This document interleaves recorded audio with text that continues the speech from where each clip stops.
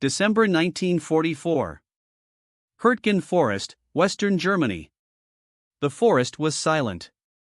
Not peaceful. Just silent. Fresh snow covered the shattered ground while broken pine trees stood like splintered pillars after months of relentless shelling. Thick fog drifted between the trunks, reducing visibility to only a few dozen yards. Every step disappeared beneath the crunch of frozen leaves, and every shadow looked like it could be hiding a rifle. An American infantry platoon moved cautiously through the woods. No one spoke. Every soldier knew the danger wasn't always the machine guns or artillery. Sometimes it was a single man. Then the silence shattered. One rifle shot echoed through the forest. An American soldier fell instantly. The platoon froze. No one knew where the bullet had come from. The trees looked identical. Every fallen log, every shell crater, every broken branch could conceal a trained German sniper. For a brief moment, the battlefield belonged to an invisible enemy. Only a year earlier, many American units would have reacted instinctively. Some soldiers might have fired wildly into the trees. Others would have searched desperately for movement, exposing themselves to another carefully aimed shot. But by the winter of 1944, things had changed. Instead of panic, the platoon followed a routine built through months of brutal combat. Men dropped into cover. Squad leaders stopped unnecessary movement. Observers studied likely firing positions rather than scanning every tree. A radio operator calmly transmitted the report to neighboring units. Nearby mortar crews prepared firing coordinates even before the sniper had been identified. There was no secret machine. No miraculous device. Only experience. The German sniper had spent years learning how to become invisible. The Americans had spent years learning how invisible men actually fought. That contest between concealment and observation became one of the quietest and deadliest battles of the Second World War. To understand how American forces gradually reduced one of Germany's greatest battlefield advantages, we have to go back to where sniper warfare truly evolved. Long before Allied soldiers landed in Normandy, military planners had already discovered that modern battlefields rewarded patience more than bravery. The trenches of the First World War changed infantry combat forever. Massed attacks across open ground produced devastating casualties. Hidden marksmen proved that one carefully aimed rifle could delay an entire company. Officers, machine gun crews, artillery observers, and radio operators became valuable targets because eliminating a single specialist often disrupted dozens of soldiers. Germany absorbed those lessons. When the Wehrmacht expanded during the 1930s, selected riflemen received additional instruction in camouflage, observation, range estimation, and precision shooting. Their role was never to fire the most bullets. Their role was to fire the one bullet that mattered. Most German snipers carried carefully selected Karabiner 98K rifles fitted with telescopic sights. By modern standards, the optics were simple, but in trained hands they were deadly. More important than the rifle itself was the discipline behind it. A sniper might wait hours without firing. He studied patrol routes. He memorized landmarks. He watched for officers giving orders, radio operators carrying antennas, or machine gun crews preparing positions. Patience became his greatest weapon. When war erupted in September 1939, German infantry quickly earned a reputation for accuracy and professionalism. Campaigns in Poland, France, and later the Soviet Union provided ideal conditions for concealed marksmen operating in forests, ruined villages, and defensive positions. Across the Atlantic, however, the United States entered the war with different priorities. American doctrine emphasized mobility, artillery, armored warfare, and overwhelming firepower. Individual marksmanship remained important, but specialized sniper training had not yet received the same attention as it had in Germany or the Soviet Union. Combat would soon change that assumption. In North Africa, American troops encountered experienced German formations that used terrain with remarkable skill. Hidden riflemen slowed advances, pinned infantry behind rocky slopes, and forced commanders to rethink how they responded to unseen threats. The lessons became even harsher in Sicily and Italy, where mountains, stone villages, and narrow valleys offered perfect hiding places for expert marksmen. By the summer of 1944, those hard-earned experiences would collide with perhaps the most difficult battlefield in Western Europe, the dense hedgerows of Normandy. There, American soldiers would begin transforming scattered battlefield lessons into a coordinated system that would eventually challenge even Germany's most experienced snipers. On June 6, 1944, Allied forces landed on the beaches of Normandy in the largest amphibious invasion in history. The fighting on Omaha, Utah, Gold, Juno, and Sword beaches was brutal, but once the beachheads were secured, the nature of the war changed almost overnight. The open beaches gave way to a landscape unlike anything most American soldiers had ever seen. The Normandy bocage. Centuries-old hedgerows divided the countryside into thousands of small fields. Thick earthen banks, topped with dense bushes and trees, often stood higher than a man's head. From above, the region looked peaceful. On the ground, it became a maze where visibility rarely extended beyond 50 yards. Every field was its own battlefield. Every hedge was a potential ambush. For German defenders, it was nearly perfect terrain. A sniper could fire through a small opening in the vegetation, disappear into another field, and remain completely hidden while American troops searched in the wrong direction. The sound of a rifle echoed unpredictably between the hedgerows, making it difficult to identify where the shot had originated. Many American soldiers described the experience as fighting ghosts. One moment, the countryside was silent. The next, a single rifle shot echoed across the fields, and someone collapsed. The sniper was gone before anyone understood what had happened. German marksmen rarely wasted ammunition. Their targets were carefully chosen. Officers directing attacks, radio operators maintaining communications, medics rushing to the wounded, and machine gun crews preparing defensive fire all became priorities. Removing one experienced leader could slow an entire advance. American commanders soon recognized that charging toward the gunfire only played into the sniper's hands. Instead, they began changing how infantry responded. When a shot rang out, the first order was almost always the same. Take cover. Not because the battle had been lost, but because survival depended on denying the sniper another target. Once the platoon was under cover, observation began. Each squad watched a different sector instead of having everyone search the same area. Scouts examined the edges of hedgerows for disturbed leaves or broken branches. Experienced riflemen studied likely firing positions rather than random patches of vegetation. Officers compared reports from several soldiers before making decisions. No single observation solved the mystery. But together, they created a pattern. If 3 different soldiers believed the shot had come from the same section of hedge, commanders had somewhere to focus their attention. American artillery and mortar crews also became increasingly important. A hidden sniper did not always have to be killed immediately. Sometimes he simply had to be forced to move. Mortar rounds exploding around a suspected position showered the area with dirt, wood, and fragments. Even if the sniper survived, remaining hidden became much more difficult. Once he left his carefully prepared position, observers had a better chance of detecting him. Machine guns served a similar purpose. Instead of firing wildly into the countryside, experienced crews placed controlled bursts across likely escape routes, preventing the sniper from relocating safely while infantry maneuvered around the flanks. The Americans also learned to use the terrain against the Germans. Tank crews equipped with specially modified rhino hedge cutters could break through the thick earthen banks instead of following predictable roads and lanes.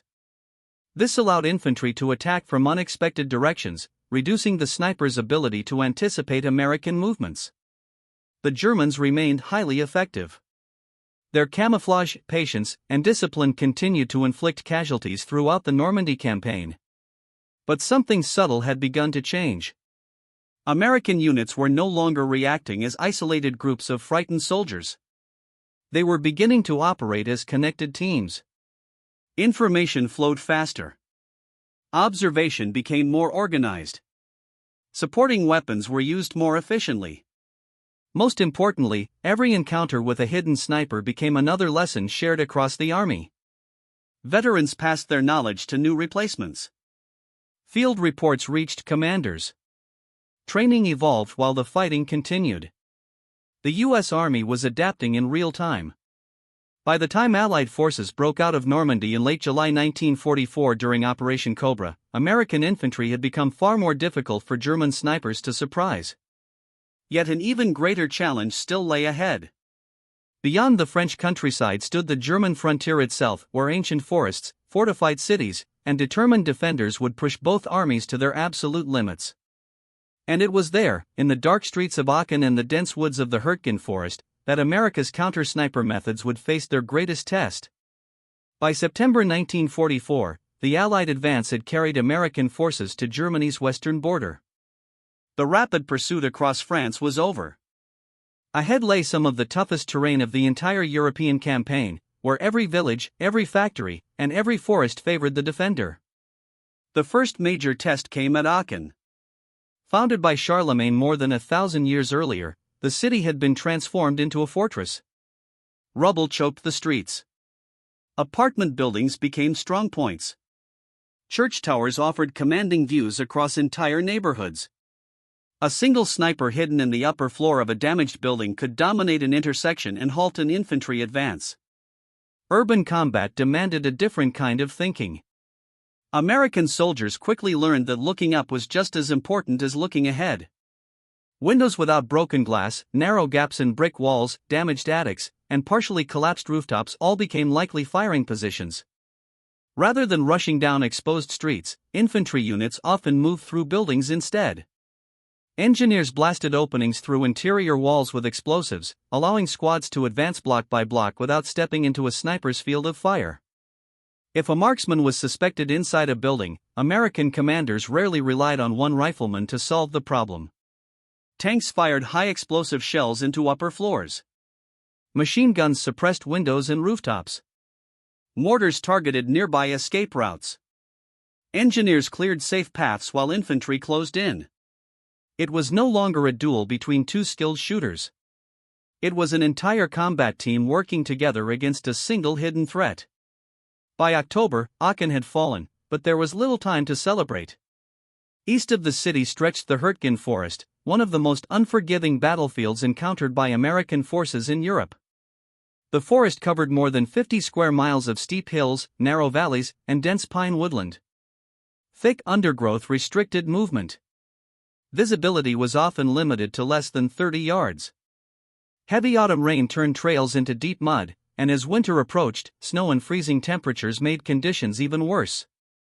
Artillery added another terrifying dimension. Instead of exploding harmlessly above open ground, shells burst among the treetops.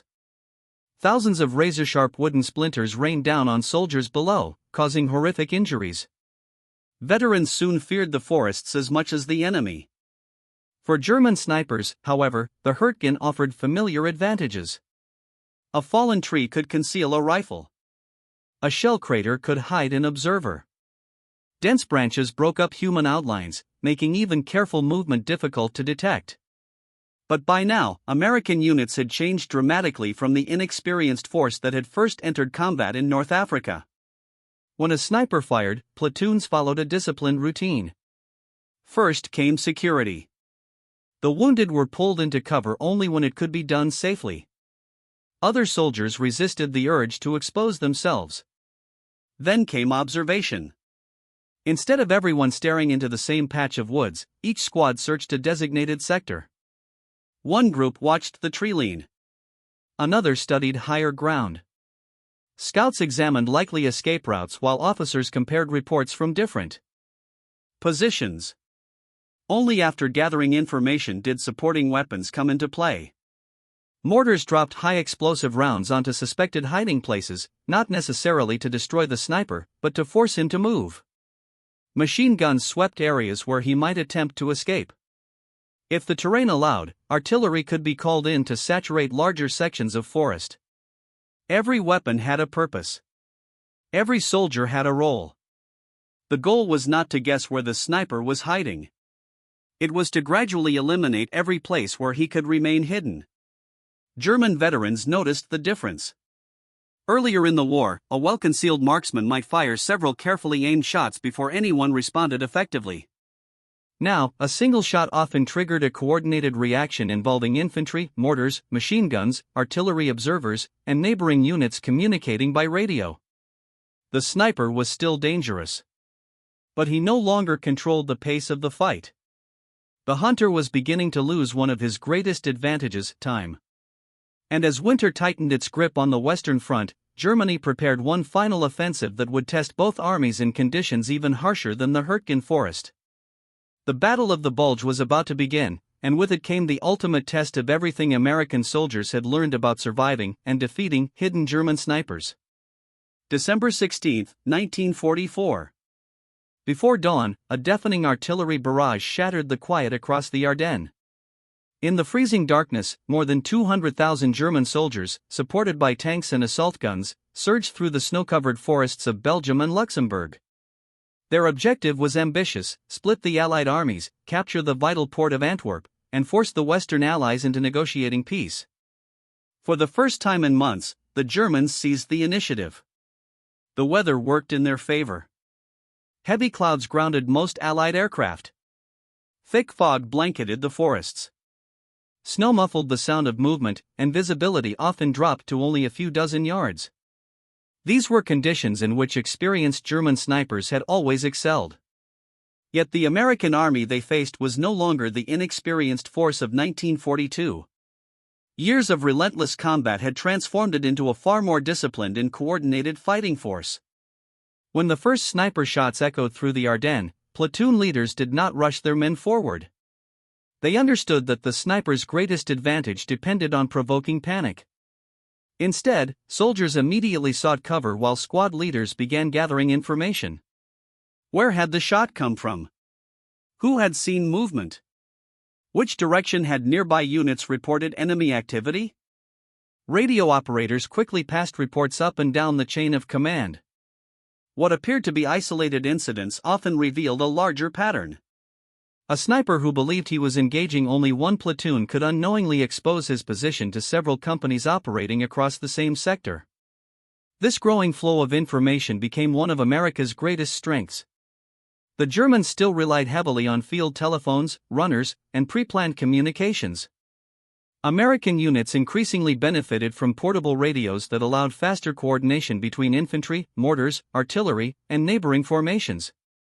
The response to a sniper no longer depended solely on the soldiers directly under fire. Within minutes, support could arrive from units the sniper had never even seen. The terrain also shaped the battle. The Ardennes was filled with narrow roads winding through forests and steep valleys. German snipers naturally chose positions overlooking bridges, crossroads, and mountain passes, places where American movement was predictable. American commanders adapted. Rather than forcing every advance down the obvious route, reconnaissance patrols searched for alternate approaches through the woods. Engineers cleared obstacles while tanks, when the terrain allowed, provided covering fire. A sniper waiting for soldiers to emerge along a single road often found them appearing unexpectedly from an entirely different direction. One of the most important lessons learned by American infantry was that a sniper rarely operated completely alone. While many German marksmen worked independently, they were often positioned near supporting infantry or machine gun nests. Instead of focusing exclusively on finding the sniper, American commanders targeted the entire defensive position. Mortars suppressed nearby trenches. Artillery struck suspected strongpoints. Machine guns pinned down likely escape routes. Even if the sniper survived, the battlefield around him began to collapse. He lost the freedom to observe. He lost the freedom to relocate. Most importantly, he lost the initiative. The psychological balance slowly shifted. Earlier in the war, German snipers had relied on uncertainty. A single unseen rifleman could freeze an advancing unit, forcing soldiers to hesitate before every movement. By the winter of 1944, American veterans had learned to control that fear. They understood that exposing themselves recklessly only created more targets. Discipline replaced panic. Procedures replaced guesswork. Every soldier knew his role, whether observing, reporting, providing covering fire, or maneuvering around a suspected position. This calm, methodical approach steadily reduced the sniper's effectiveness. None of this meant German snipers had become less skilled. Many remained exceptionally capable marksmen, displaying extraordinary patience and fieldcraft until the final months of the war. But their greatest advantage, remaining invisible long enough to dominate the battlefield, was becoming increasingly difficult to maintain. As the Ardennes offensive failed and German forces retreated once more, the balance of power shifted permanently. Veteran snipers continued to fight with determination, but they did so within an army suffering from severe shortages of fuel, ammunition, trained replacements, and reliable communications. The war was entering its final chapter. And the lessons learned in the forests of Western Europe would influence military doctrine long after the shooting stopped. By the spring of 1945, the war in Western Europe was drawing to a close. American, British, Canadian, and other Allied forces had crossed the Rhine River and were advancing deep into Germany. Town after town fell as the Wehrmacht struggled to organize an effective defense.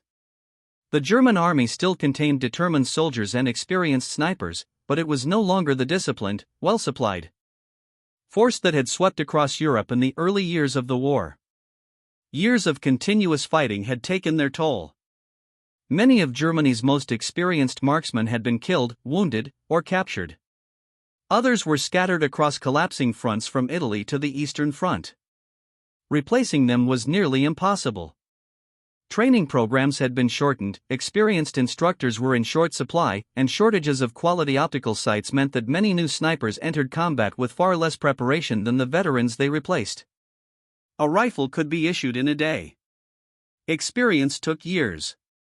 Meanwhile, the American army had become more effective with every campaign. The greatest change was not found in a new weapon or revolutionary piece of equipment. It was found in the way units worked together. Infantry no longer fought as isolated squads. Reconnaissance patrols gathered information before attacks. Engineers opened new routes through obstacles. Mortar crews remained ready to suppress suspected firing positions. Artillery observers coordinated supporting fire with remarkable speed. Radio operators linked every element into a single network. Each soldier performed a different task, but every task supported the same objective. The battlefield had become a system. That system steadily reduced the freedom that German snipers depended upon. Popular stories sometimes claim that American soldiers possessed a secret method for locating German snipers within seconds. It is an exciting idea, but the historical evidence tells a more interesting story. There was no single trick. No hidden device. No miraculous technique that worked every time. Instead, success came from countless lessons learned through hard experience. American soldiers studied how German snipers selected firing positions. They recognized that a skilled marksman usually sought concealment, a clear field of fire, and a practical escape route. Rather than searching every inch of terrain, they focused on places that offered all three advantages. They learned to observe patiently instead of reacting impulsively. They learned to trust reports from neighboring squads. They learned that suppressing a sniper could be just as effective as eliminating him. Most importantly, they learned that one soldier rarely solved the problem alone. Modern military historians often describe this as one of the defining strengths of the Allied armies during the later stages of the war. The ability to combine intelligence, communication, firepower, and initiative at the small unit level gave American forces a flexibility that became increasingly difficult for Germany to counter. Those lessons did not disappear in 1945. During the Korean War, American units again faced concealed riflemen in mountainous terrain. In Vietnam, dense jungles presented new challenges, but the principles remained familiar: disciplined observation, coordinated movement, and overwhelming support. Today, modern sniper and counter-sniper doctrine still reflects many of the lessons first refined during the Second World War. Advanced optics, thermal imaging, drones, and surveillance technology have transformed the battlefield, but they have not replaced the fundamentals. Technology can locate. Technology can observe. Technology can communicate. But it cannot replace disciplined soldiers making calm decisions under pressure. In the end, German snipers remained among the finest marksmen of the Second World War. Their patience, camouflage, and precision earned them a reputation respected by both allies and enemies. What changed was the battlefield around them. The American army learned that defeating a sniper was never about finding one hidden rifle. It was about denying that rifle the freedom to operate. Through teamwork, communication, and relentless adaptation, American soldiers gradually turned one of Germany's greatest tactical strengths into an increasingly difficult role to perform. The forests of the Hurtgen are quiet now. The hedgerows of Normandy have returned to peaceful farmland. The ruined streets of Aachen have long since been rebuilt. Yet the lessons learned there continue to influence soldiers around the world. Because the real answer was never a secret weapon. It was the determination of ordinary men to learn from every mistake, trust one another under impossible conditions, and prove that on the battlefields of history, the most powerful advantage has never been invisibility. It has always been adaptation.